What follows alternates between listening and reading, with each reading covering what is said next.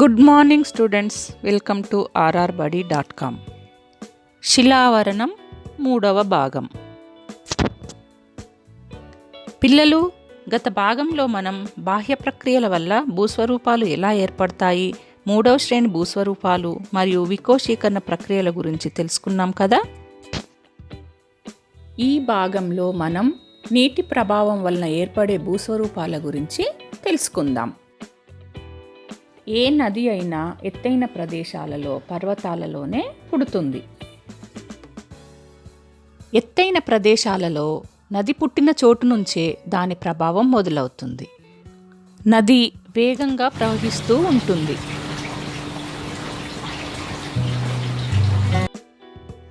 నదీ ప్రభావం వల్ల ఏర్పడే భూస్వరూపాల గురించి తెలుసుకుందాం.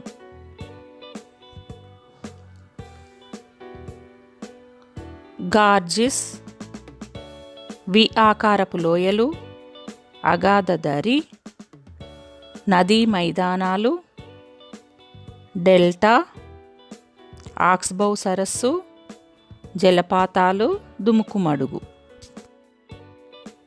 ఇప్పుడు వి ఆకారపు లోయ గురించి తెలుసుకుందాం. వాలు ఎక్కువగా ఉన్న ప్రాంతాల్లో నదీ ప్రవాహం వేగంగా ఉంటుంది. ఇలా వేగంగా ఉన్న నీరు కొండను నిలువుగా కోతకు గురిచేస్తుంది. దీని ఫలితంగా లోతైన లోయ ఏర్పడుతుంది. ఈ లోయ కింద సన్నగా, పైన వెడల్పుగా ఉంటుంది. అందుకే దీనిని వి ఆకారపు లోయ అంటారు. ఈ దశలో నీటికి చాలా శక్తి ఉండి గట్టిగా ఉండే బరువైన రాళ్లను సైతం తరలించుకుపోతుంది. ఈ పటాన్ని గమనించండి. ఇక్కడ నదీ ప్రవాహం జరుగుతూ ఉంది. అలా నదీ ప్రవాహం జరుగుతూ ఉన్నప్పుడు పక్కలకు ఉన్న మట్టి వదులుగా అవుతుంది. ఇలా వదులుగా అయిన మట్టి మెల్లమెల్లగా నదిలోకి జారిపోతూ ఉంటుంది. ఫలితంగా వి ఆకారపు లోయగా మారుతుంది. నది నీరు వేగంగా ప్రవహిస్తూ ఉన్నప్పుడు భూమిని నిలువున చీలుస్తూ ఉంటుంది. ఈ విధంగా మెల్లమెల్లగా మట్టి నదిలో కలిసిపోతూ వి ఆకారపు లోయగా మారుతుంది. ఇక్కడ నది చాలా వేగంగా ఉంటుంది. బండరాళ్లను సైతం తనతో తీసుకుపోగలుగుతుంది. గార్జిస్,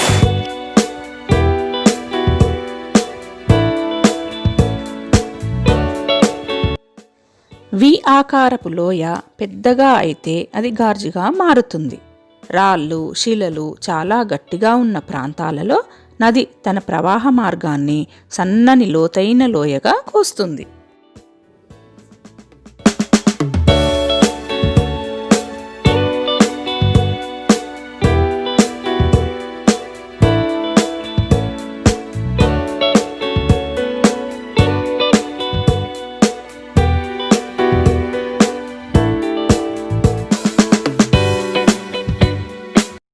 దీని అంచులు నిటారుగా ఉంటాయి. కాశ్మీర్లో సింధు నదిపై ఉన్న ఇండస్ గార్జ్, గోదావరి నదిపై పాపికొండల వద్ద ఉన్న బైసన్ గార్జ్ దీనికి ఉదాహరణ.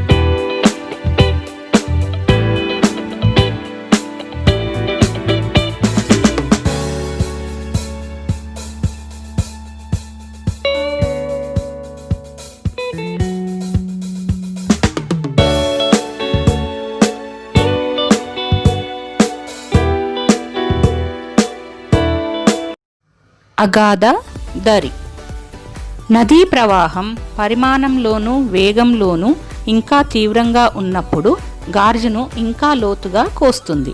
దీని వలన లోతైన, విశాలమైన లోయ ఏర్పడుతుంది. దీనినే అగాధదరి అంటారు. ప్రపంచంలోనే అతిపెద్ద అగాధదరి అయిన గ్రాండ్ కాన్యన్ కొలరాడో నదిపై ఉంది. దీని పొడవు 466 కిలోమీటర్లు, లోతు 1.6 కిలోమీటర్లు, వెడల్పు 188 మీటర్ల నుంచి 29 కిలోమీటర్ల వరకు ఉంటుంది. దీనిని the grand canyon of Colorado అని పిలుస్తారు.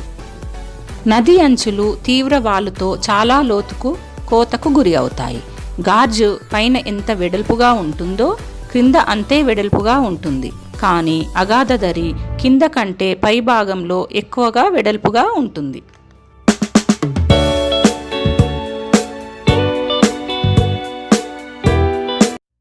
వాలులో తేడాలు బాగా ఎక్కువగా ఉండే పర్వత ప్రాంతాలలో జలపాతాలు ఏర్పడతాయి.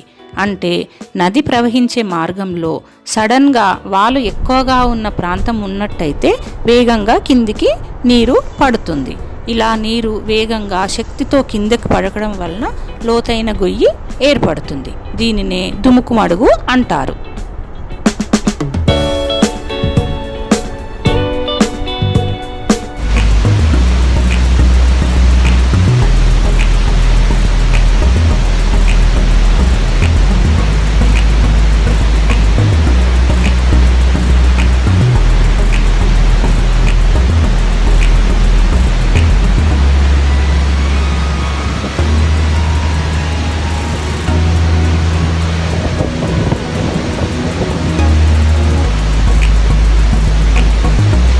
వాలులో తేడాలు బాగా ఎక్కువగా ఉండే పర్వత ప్రాంతాలలో జలపాతాలు ఏర్పడతాయి.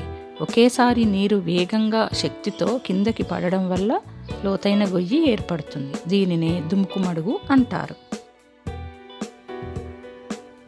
భూమి పైపొర గట్టిగా ఉంటుంది. జలపాతాలు ఏర్పడే దగ్గర కూడా భూమి పైపొర చాలా గట్టిగా ఉంటుంది.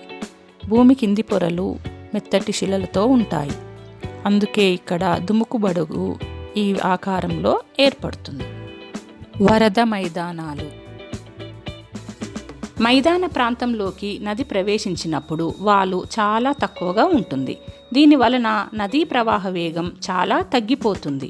దీంతో నదిలో కొట్టుకు వచ్చిన బరువైన రేణువులను నది అడుగు భాగాన మేటగా వేస్తుంది. తర్వాత నదికి వరదలు వచ్చినప్పుడు నీటి పరిమాణం పెరిగి అది నేలను కోతకు గురిచేస్తుంది. మట్టి కొట్టుకుపోతుంది. ఇలా గట్లు మట్టి కొట్టుకుపోగా ఏర్పడిన మైదానాలను వరద మైదానాలు అంటారు. మళ్ళీ నదికి వరద వచ్చినప్పుడు నది గట్లను కొత్తగా కోతకు గురిచేస్తుంది. దీనివల్ల నదీ ప్రవాహ మార్గం మారుతూ ఉంటుంది. నది సముద్రంలో కలిసే చోట వేగం చాలా తగ్గుతుంది. అప్పుడు పాయలుగా విడిపోతుంది. అక్కడ రేణువులను మేట వేస్తుంది. ఇది నదీ ముఖద్వారంలో మేట వేయబడి డెల్టా ప్రాంతం ఏర్పడుతుంది. ఈ ప్రాంతం గ్రీకు అక్షరం డెల్టా రూపంలో ఉంటుంది.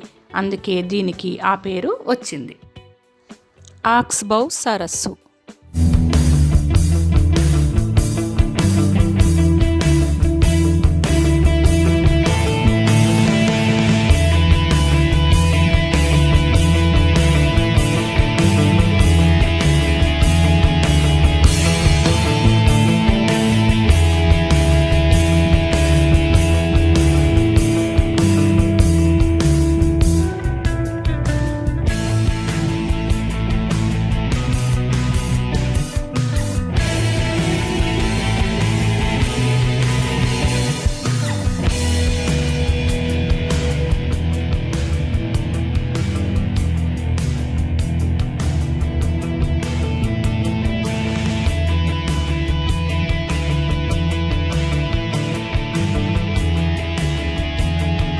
నది వరద మైదానంలో వేగంగా ప్రవహిస్తున్నప్పుడు నీటి పరిమాణం ఎక్కువగా ఉంటుందో అప్పుడు నది నేరుగా ప్రవహిస్తుంది.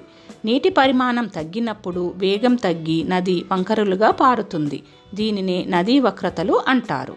ఇలా నదికి వరద వచ్చినప్పుడు వేగం పెరుగుతూ, వరద తగ్గినప్పుడు వేగం తగ్గుతూ ఉంటుంది. అప్పుడు నదీ వక్రతల వద్ద నది మేట వేస్తూ ఉంటుంది. ఈ విధంగా మేట వేసినప్పుడు వక్రతలు కాలక్రమంలో విడిపోయి లేదా తెగిపోయి సరస్సులుగా ఏర్పడతాయి. దీనినే ఆక్స్బౌ సరస్సు అంటారు. హిమానీ నదాల ప్రభావం. ఎత్తుగా ఉండే ప్రాంతాలు చాలా చల్లగా ఉంటాయి. భారతదేశంలో హిమాలయ ప్రాంతాలు చాలా చల్లగా ఉంటాయి. అలాగే ఆల్ప్స్, రాకీ, ఆండీస్ పర్వతాలలో కూడా చల్లగా ఉంటుంది. ఇక్కడ వర్షానికి బదులు మంచు కురుస్తుంది. మంచు పోగుపడి గడ్డగా మారుతుంది. నిరంతరం కొన్ని సంవత్సరాలుగా మంచు కురుస్తూనే ఉంటుంది. ఇలా మంచు పోగుపడుతూనే ఉంటుంది. ఇలా పోగుపడ్డ మంచు రాశి కింది వైపుకు ప్రయాణిస్తుంది. దీనినే హిమానీ నదాలు అంటారు. ఈ కదలిక రోజుకి కొన్ని సెంటీమీటర్లు మాత్రమే ఉంటుంది. గురుత్వాకర్షణ కారణంగా ఇది జరుగుతుంది. హిమాలయాలలో ఉన్న గంగోత్రి హిమానీ నదం దీనికి ఒక ఉదాహరణ. కొంచెం వెచ్చగా ఉండే ప్రాంతంకు చేరుకునేసరికి మంచు కరిగి చిన్న నదిలా మొదలవుతుంది. హిమాలయాలలో ఉన్న గంగోత్రి హిమానీ నదం నుండి గంగా నది ఈ విధంగానే పుట్టింది. హిమానీ నదం ఉత్పాటనం అనే ప్రక్రియ ద్వారా యు ఆకారపు లోయలు, మొరైన్లు అనే స్వరూపాలను ఏర్పరుస్తుంది. ఉత్పాటనం అనగా కొయ్య ముక్క నుండి బరక కాగితం చిన్న రేణువులను తొలగించినట్టు హిమానీ నదం కూడా తాను ప్రవహిస్తున్న మార్గంలో పక్కలకు ఉన్న రాతి పొరను కోతకు గురిచేస్తుంది. అలాగే రాళ్లను కూడా కోతకు గురిచేస్తూ రవాణా చేస్తుంది. ఇది ఉపరితలం మీద బరక కాగితంలా పనిచేస్తుంది. దీనినే ఉత్పాటనం అంటారు. దీని వలన యు ఆకారపు లోయలు ఏర్పడతాయి. హిమానీ నదం రోజుకు 1 సెంటీమీటరు అంతకన్నా తక్కువే కదులుతాయి. కాబట్టి ఈ యు ఆకారపు లోయలు ఏర్పడడానికి కొన్ని సంవత్సరాల సమయం పడుతుంది. హిమానీ నదాలు నదిగా మారిన తరుణంలో వాటితో పాటు మోసుకు వచ్చిన పెద్ద పెద్ద రాళ్లను తీసుకెళ్లే శక్తి ఉండదు. వాటిని నిక్షేపణ చేస్తుంది. చిన్న చిన్న గులకరాళ్ళు, రేణువులు హిమానీ నదం అడుగు భాగాన మిగులుతాయి. కొండవాలులు పక్కవాలుల అడుగు భాగాన వీటిని మేట వేస్తాయి. ఇలా మోసుకుపోలేని ఈ పదార్థాలను వివిధ ప్రాంతాల్లో మేట వేస్తూ వెళ్తుంది. ఇలా మేట వేసిన శైథిల్య పదార్థాలను మొరైన్లు అంటారు. పిల్లలు, ఈ వీడియోను గమనించండి. 1984 సంవత్సరం నుంచి 2018 సంవత్సరం వరకు హిమానీ నదం ఎంత మెల్లగా కదిలిందో గమనించండి.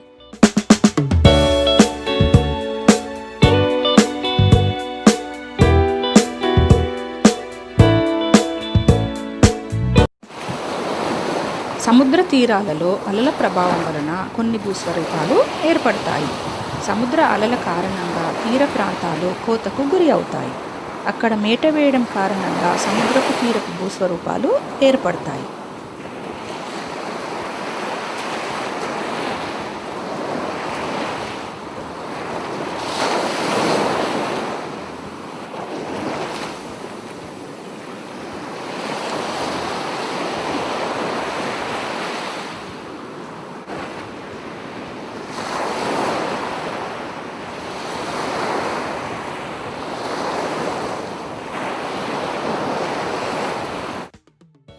అలల ప్రభావం ద్వారా ఏర్పడే భూస్వరూపాలను ఇప్పుడు చూద్దాం. సముద్రపు గుహ, సముద్రపు తోరణాలు, పేర్పుడు స్తంభాలు, సముద్ర భృగువు, దీనినే శిఖరమని కూడా అంటారు. అగ్రం, అఖాతం, బీచులు.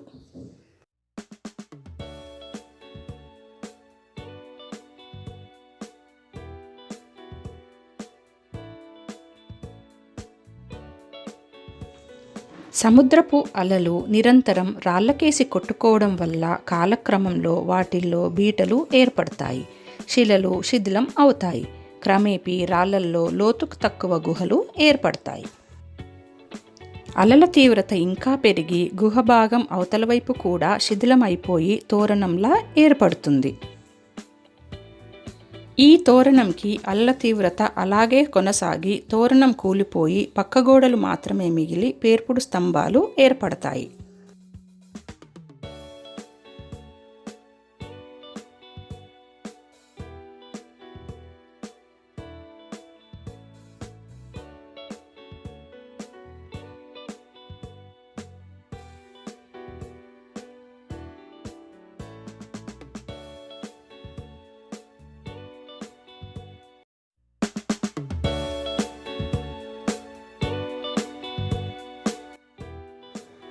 కొన్ని సందర్భాలలో ఇంకా శిథిలమై ఎత్తైన ప్రాంతం మిగిలిపోతుంది. దీనినే సముద్రపు భృగువు అంటారు.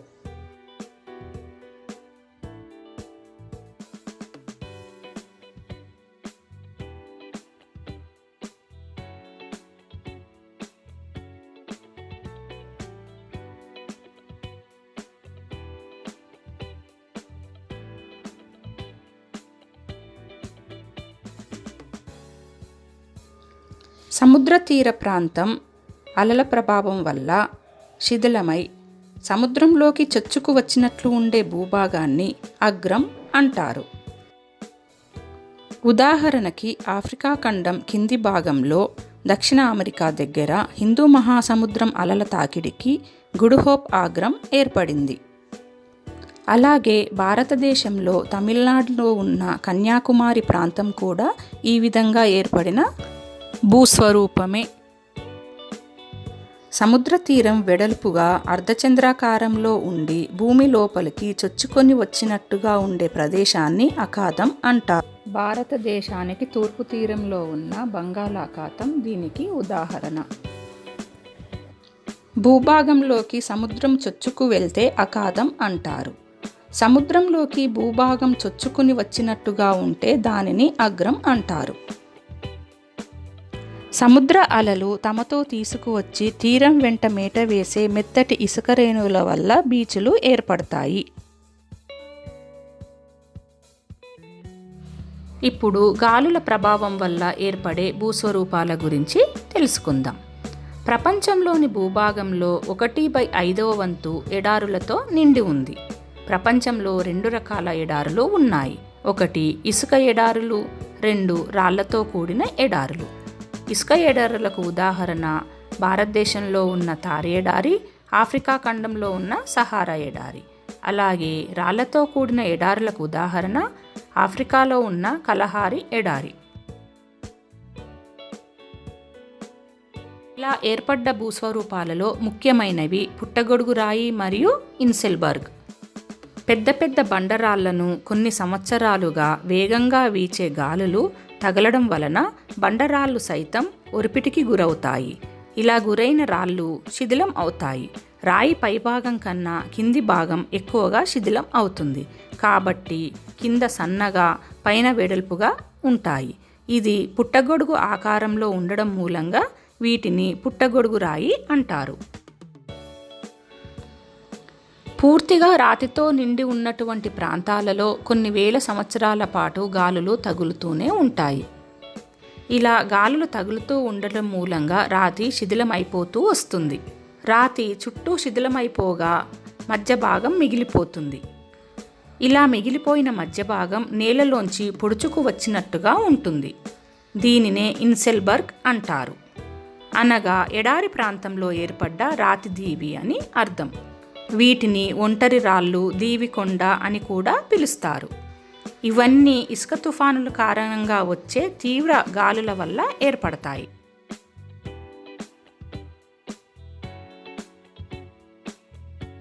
ఎడారులలో ఇసుక దిబ్బలు ఏర్పడతాయి. వాతావరణ ప్రభావం, నిరంతర గాలి చర్యల వల్ల ఎడారుల్లో సన్నటి ఇసుక పోగవుతుంది. ఇవే ఇసుక దిబ్బలుగా మారతాయి.